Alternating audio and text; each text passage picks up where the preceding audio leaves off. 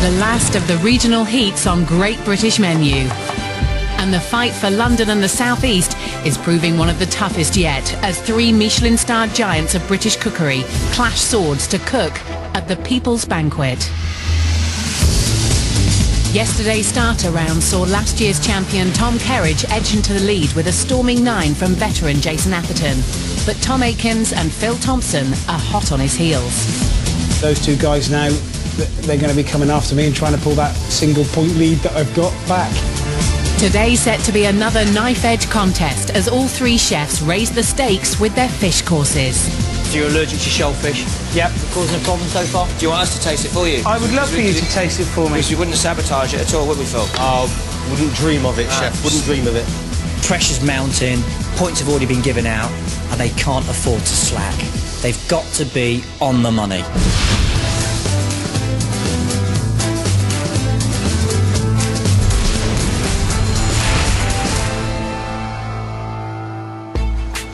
This year's chefs have been seeking out local heroes whose dedication to cooking has made an outstanding contribution to community life.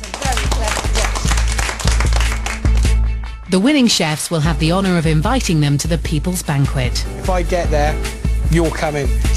But first, the chefs must come up with stunning sharing dishes to create a buzz at the ultimate street party. At the end of the day, you know, it is about the People's Banquet. It's about the sharing element, and I think I've taken that across in every dish. They're all striving to impress world-class chef Jason Atherton, and with all 3 contenders holding prestigious Michelin stars, the standard is through the roof. Pressure's on. It's day 2, it's fish day. It's really down to who wants this the most. You've got to strive hard, you've got to dig in deep, and you've got to produce food like you've never ever cooked before in your life.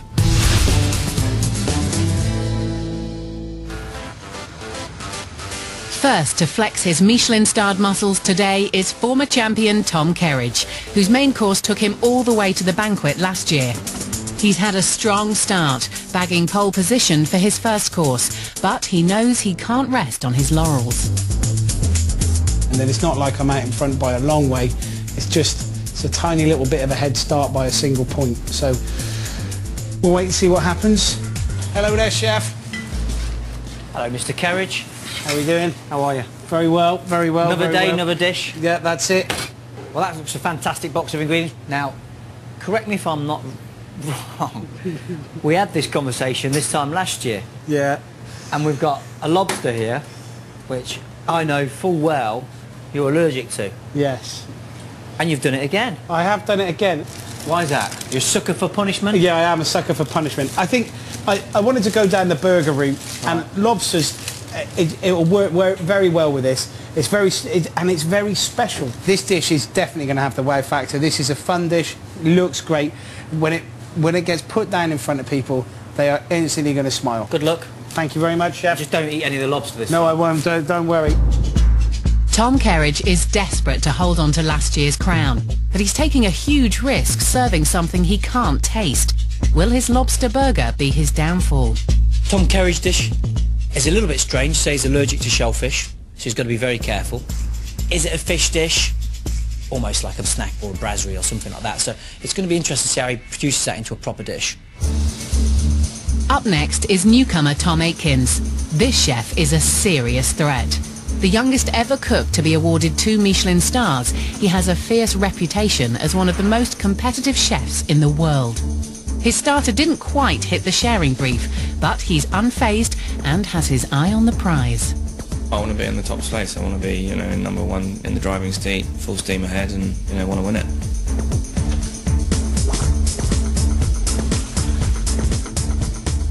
So what dish are you going to do?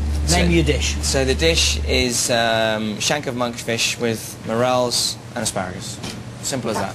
But I don't believe it's that simple. It is. Not with you behind Yeah, it. it is. It is. Tom, come on. Well, the hidden element is that with the monkfish here, Yeah. we're going to do a shank of monkfish. Right. So I'm going to leave it on the bone. This bit here I'm going to clean up so you have the bone protruding from the top. And then this will be poached on the bone. So they're going to take it off the bone and then slice it and then put it in the bowl. So it's got that sharing element to the dish. You're 1 point behind Tom, which is nothing. Yes. And as far as this dish is concerned, do you think this dish has got that wow factor? Is this, you know, Yeah, definitely. I really do. Tom Aikins has his sights set on outdoing his rivals with a monkfish shank, morels and asparagus. But is it just another restaurant dish? Has he missed the brief again? monkfish shank. I've never heard of it before. How he's going to translate this into a banquet dish, I don't know. Because it sounds to me again that this looks a little bit twee, a little bit French, a little bit Michelin starry, and the brief for this challenge is completely the opposite.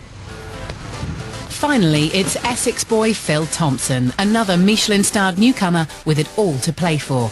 He's determined to stamp his authority on the competition and not be threatened by his opponents. He had a nervous start to the contest, but he's brushed himself down and is ready to go in fighting. I'm still snapping at the heels. I've got all confidence in myself that I can pull this back. Hi, Phil. Chef, how are you?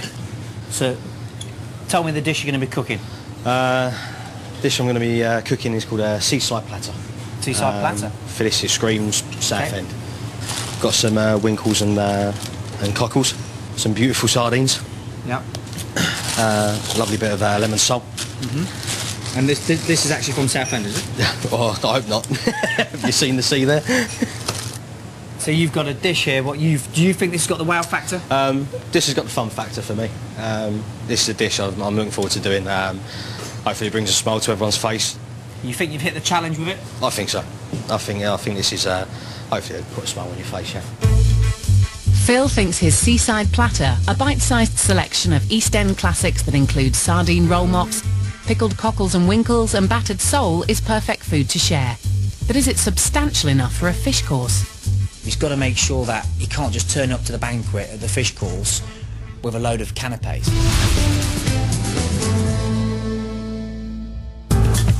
Preparation underway, all three titans of the kitchen get stuck into their fish. They're all desperate to get to the People's Banquet, and for Phil and Tom Aikins, that means outcooking last year's champion and current leader, Tom Kerridge, a threat they're keen to size up.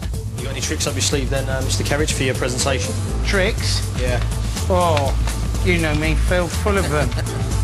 As well as scrutinising their rivals' every move, they also have to worry about Jason Atherton's discerning eye.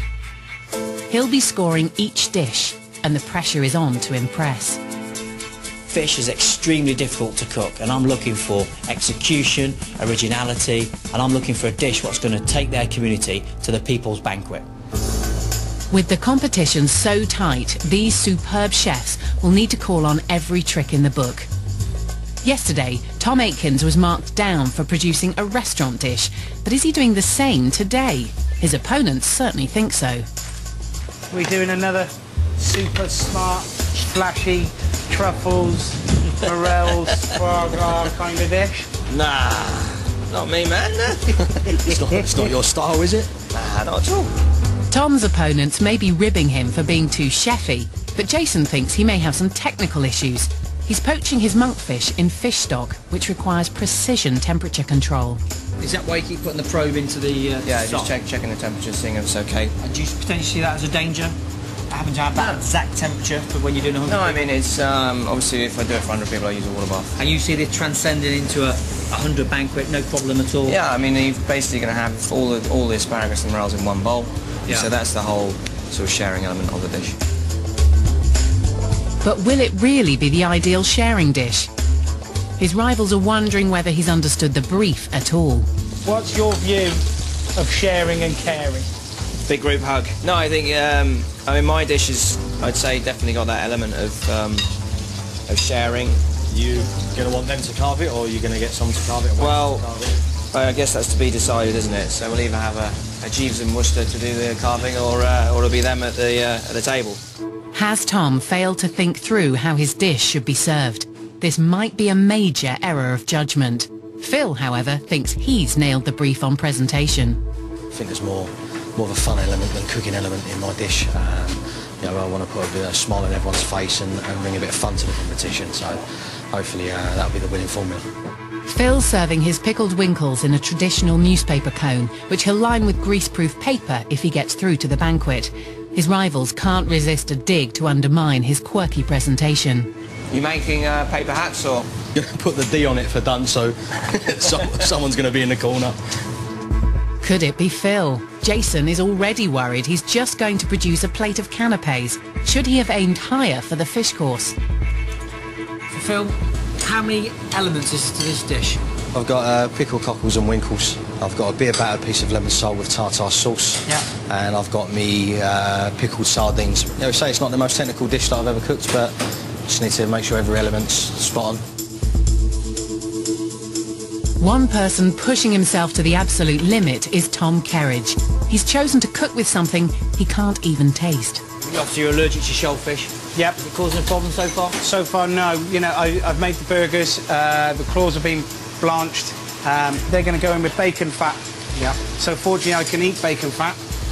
Yeah. So I know what that tastes like. Why do lobster claws in bacon fat? Okay, because it's the ultimate burger. It's the best thing. So it's a burger with a cheese slice and a rasher of streaky bacon, except it's not. It's lobster with a very well-made cheese slice and a beautiful lobster claw that looks a little, so it takes on that bacony flavour. Taking a big risk again.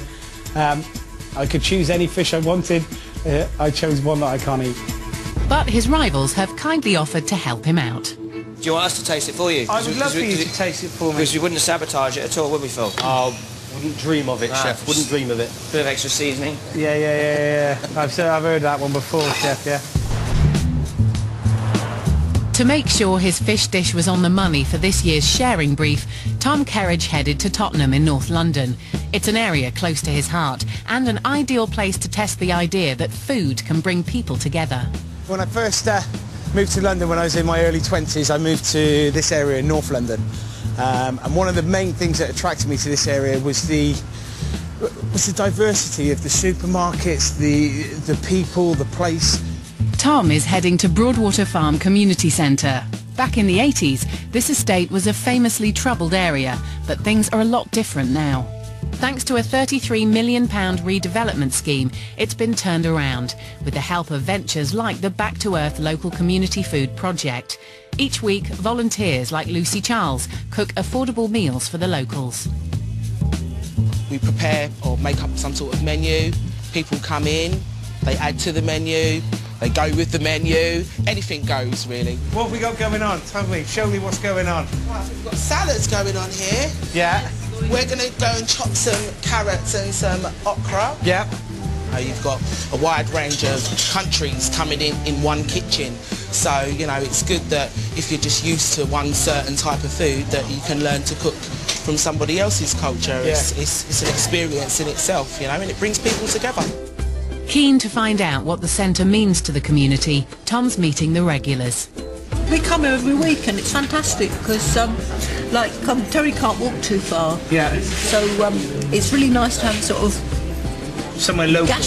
gastro community centre on our doorstep. A gastro community centre. I love it.